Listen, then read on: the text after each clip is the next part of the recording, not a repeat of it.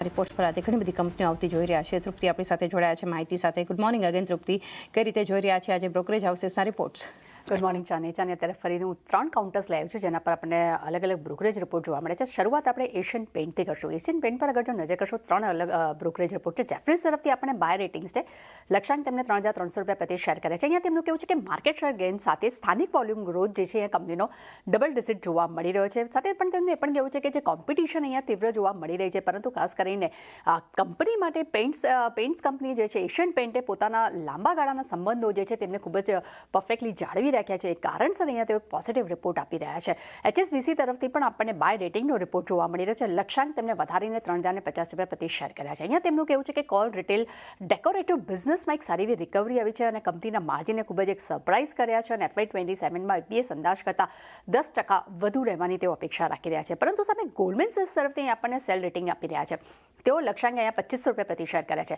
અહીંયા તેમનું કેવું છે કે કંપનીના પરિણામ મજબૂત રહ્યા છે, પરંતુ આવનારા સમયમાં એટલે કે એશુમાં ગ્રોથ ટકાવી રાખવા માટે કંપનીને ખૂબ જ પડકારજનક સામનો કરવો પડી શકે છે. અને સાથે તેમનું એ પણ કહેવું છે કે મેનેજમેન્ટે FY26માં મિડ સિંગલ ડિજિટ ગ્રોથનું ગાઈડન્સ આપ્યું છે. બીજી તરફ ઇનપુટ ખર્ચમાં જે ઘટાડો આવ્યો છે જેને કારણે કરીને માર્જિનને આવનારા સમયમાં સપોર્ટ મળી શકે છે, પરંતુ તેમના તરફથી અહીંયા આપણને વેચવાલીની સલાહ જોવા મળી રહી છે. રીઝન એક સિમ્પલ તેમને આપ્યું છે કે તેમને લાગી રહ્યું છે કે આવનારા ક્વાર્ટરમાં કદાચ પરિણામમાં એક નેગેટિવ ઇમ્પેક્ટ જોવા મળી શકે. અશોક લેલેન્ડ પર નજર કરશું. 3 બ્રોકરેજ રિપોર્ટ છે, ત્રણે પર જ પોઝિટિવિટી ધરાવી રહ્યા છે. નુમુરા તરફથી બાય રેટિંગનો રિપોર્ટ છે. લક્ષ્યાંક તેમને 174 રૂપિયા પ્રતિ શેર કર્યા છે. તેમનું કેવું છે કે સારા અપસાઇકલ્સની સાથે આગામી 2 વર્ષમાં માર્જિનમાં એક સારા ગ્રોથની તેઓ અપેક્ષા રાખી રહ્યા છે. ત્યારબાદ નજર કરશું મોર્ગન સ્ટેનલી તરફથી. અહીંયા આપણને ઓવરવેટ રેટિંગનો રિપોર્ટ જોવા મળી રહ્યો છે. લક્ષ્યાંક તેમને 160 રૂપિયા પ્રતિ શેર કર્યા છે. અહીંયા તેમનું કહેવું છે કે ક્વાર્ટર 2ના પરિણામ લાઇન રહ્યા છે. મજબૂત માર્જિન જોવા મળ્યું છે. એટલું જ નહીં, ખાસ કરીને નોન ટ્રક બિઝનેસનો અહીંયા સારો સપોર્ટ જે છે તે અશોક લેલેન્ડના ફ્રન્ટ પર જોવા મળી રહ્યો છે. HSBC પર નજર કરશો. હોલ્ડ રેટિંગનો રિપોર્ટ છે. અહીંયા તેમને લક્ષ્યાંક 145 રૂપિયા પ્રતિ શેર કર્યા છે. તેમનું કહેવું છે કે FY25-28 દરમિયાન સ્થાનિક કમર્શિયલ 5 થી 6% CAGR વધુ રહેવાની તેઓ અપેક્ષા રાખી રહ્યા છે, પરંતુ તેમને અહીંયા વેલ્યુશન કંપનીના ખૂબ જ મોંઘા લાગી રહ્યા છે. ત્યારબાદ HL પર નજર કરશું. અહીંયા પણ આપણને નુમુરા તરફથી બાય રેટિંગનો રિપોર્ટ જોવા મળી રહ્યો છે. લક્ષ્યાંક તેમને 6,100 રૂપિયા પ્રતિ શેર કર્યા છે.